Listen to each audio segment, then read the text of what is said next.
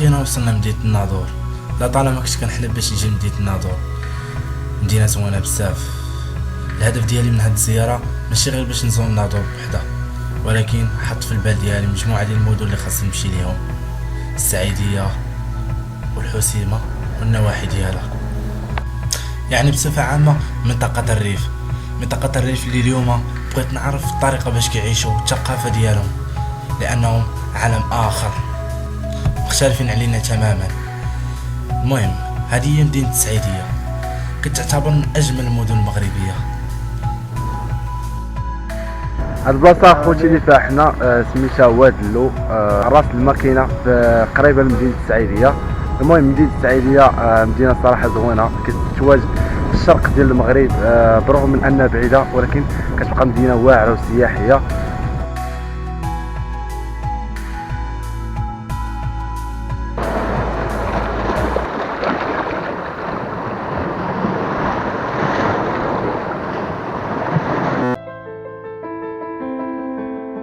كتبان من هنا راه هاي هذاك اللي في البحر كما كيديروا السجينين اللي في الحبس في اسبانيا، كيجيبوه هنا عندهم من الحبس لتحت.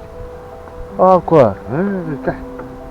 وجاج دارت باديس بعيده شويه، بادس بعيده شي حاجه. هذه هي مدينه الحسيمه، كتعتبر من اكبر المدن المغربيه، كتواجد في شمال المغرب قريبه من مدينه الناظور ومدينه تطوان وطنجه. هذه هي مدينة الحسيمة، لؤلؤة الريف. تأسست سنة 1925 ميلادية. أكثر حاجة ثارت الانتباه ديالي في هذه المدينة هي التضاريس الجبلية والجزر اللي كتواجد بكثرة في هذه المدينة، ولكن جل هذه الجزر محتلة من طرف إسبانيا.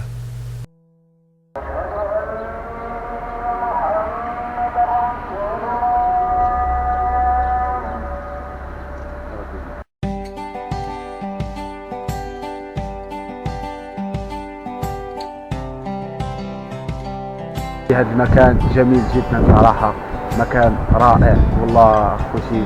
يعني منطقة الشمال يعني فيها بزاف البلايص اللي زوينين بزاف، ما تبقاش تمشي منهم صراحة. ومن بين هاد البلايص زوينين هو هاد الجبل مرو بيوخو، من اجمل الاماكن اللي كاينة في مدينة الحسيمة.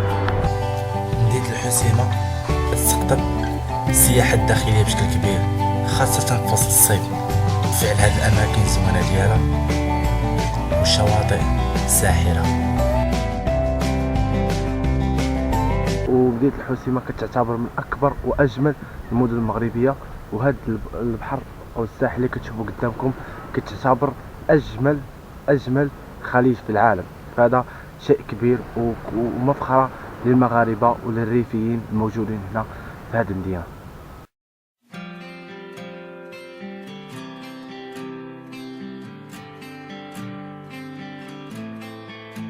كما كتشوفوا خوتي هذا هو البحر الابيض المتوسط، الطريق الساحليه اللي كتفصل ما بين مدينه الناظور ومدينه الحسيمه. صراحه منظر جميل صراحه، وبحر رائع للغايه. هنا بكل بساطة مكان للاستمتاع والتأمل والاسترخاء، كتنسى العالم كامل.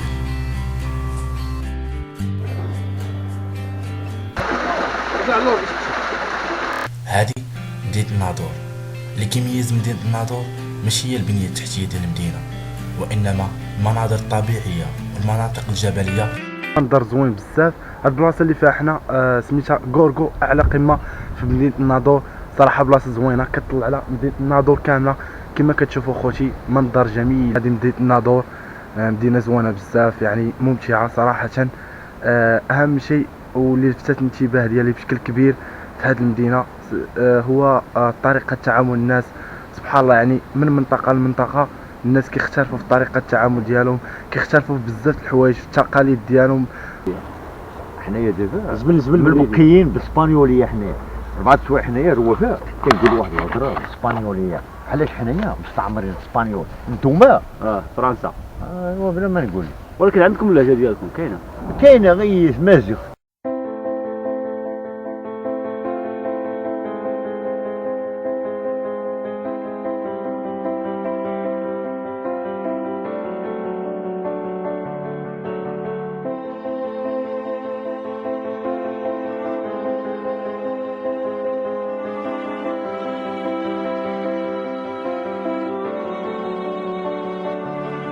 هاد البلاصه اللي فيها خوشي حنا دابا سميتها هادو جبال تازودا. هاد البلاصه سميتها تازودا محسوبه على جبال غورغو، يعني جبال الريف، يعني شي حاجه رائعه، مناظر خلابه. المهم هاد الزياره كانت اخر زياره لينا قبل ما غادي نساليو هاد الفيديو، هاد ليف اب. يعني صراحه اكتشفت بزاف الحوايج وعرفت بزاف الحوايج على هاد الناس كيفاش كيعيشوا هاد الناس وعلى هاد المناطق اللي كاينين هنا.